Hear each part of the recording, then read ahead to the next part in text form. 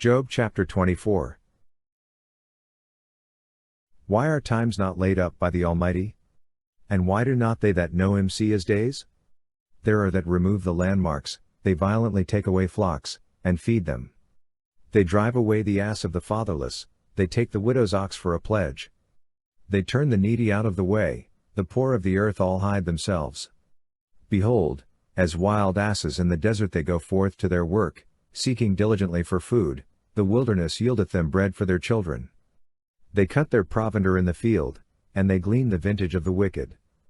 They lie all night naked without clothing, and have no covering in the cold.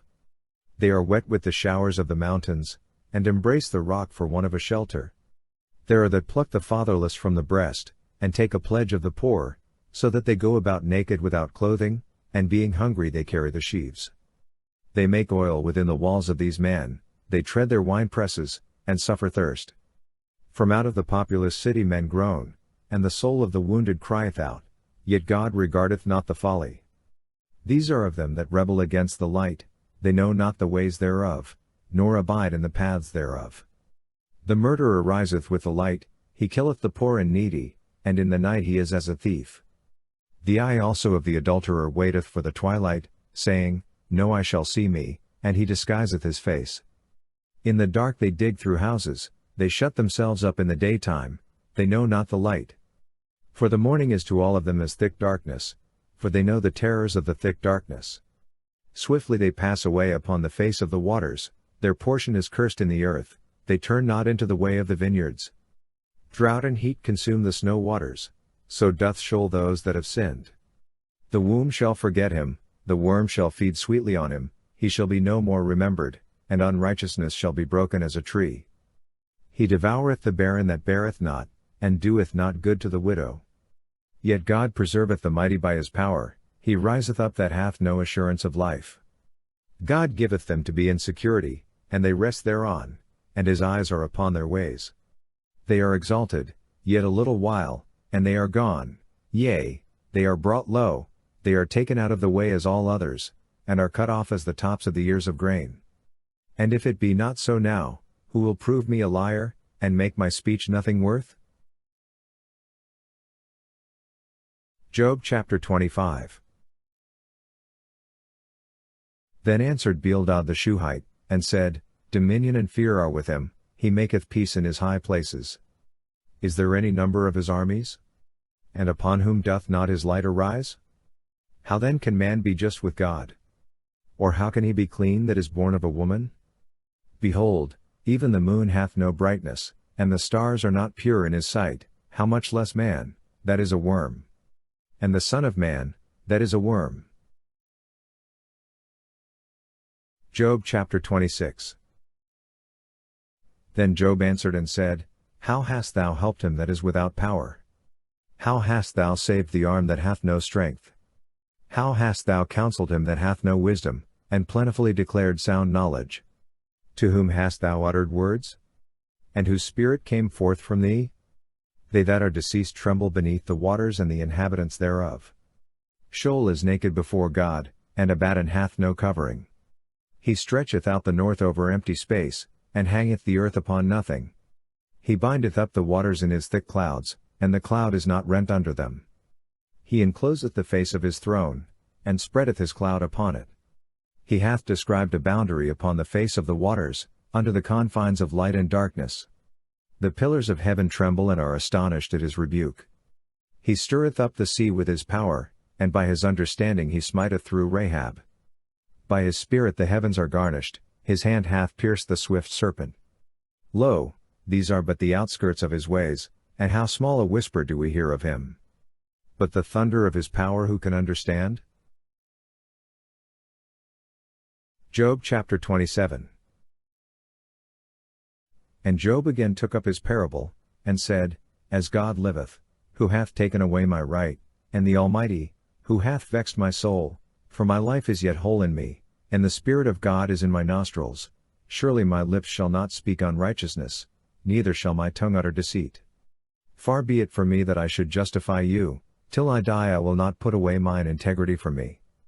My righteousness I hold fast, and will not let it go, my heart shall not reproach me so long as I live. Let mine enemy be as the wicked, and let him that riseth up against me be as the unrighteous. For what is the hope of the godless, though he get him gain, when God taketh away his soul? Will God hear his cry, when trouble cometh upon him?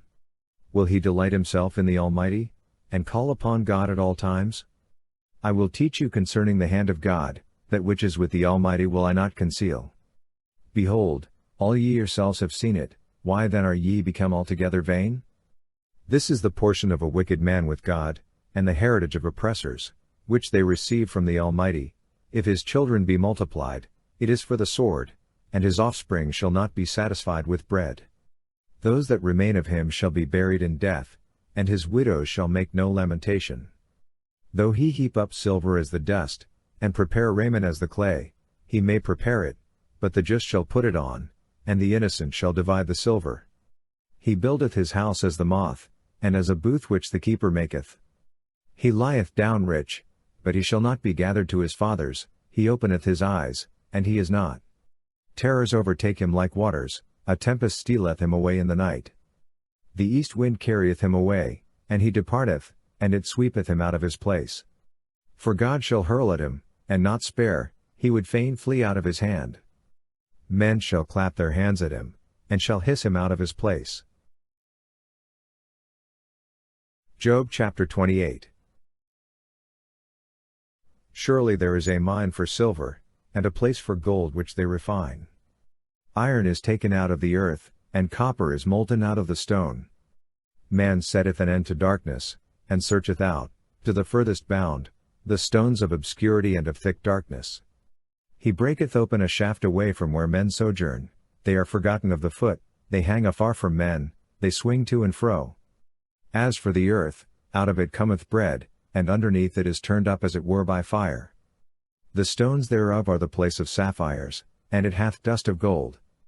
That path no bird of prey knoweth, neither hath the falcon's eye seen it, the proud beasts have not trodden it, nor hath the fierce lion passed thereby. He putteth forth his hand upon the flinty rock. He overturneth the mountains by the roots. He cutteth out channels among the rocks, and his eye seeth every precious thing. He bindeth the streams that they trickle not, and the thing that is hid bringeth he forth to light. But where shall wisdom be found? And where is the place of understanding? Man knoweth not the price thereof, neither is it found in the land of the living. The deep saith, it is not in me, and the sea saith, it is not with me. It cannot be gotten for gold, neither shall silver be weighed for the price thereof. It cannot be valued with the gold of Ophir, with the precious onyx, or the sapphire. Gold and glass cannot equal it, neither shall it be exchanged for jewels of fine gold.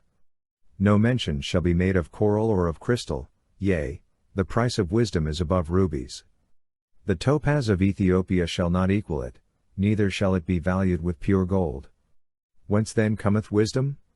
And where is the place of understanding? Seeing it is hid from the eyes of all living, and kept close from the birds of the heavens. Destruction and death say, we have heard a rumor thereof with our ears. God understandeth the way thereof, and he knoweth the place thereof.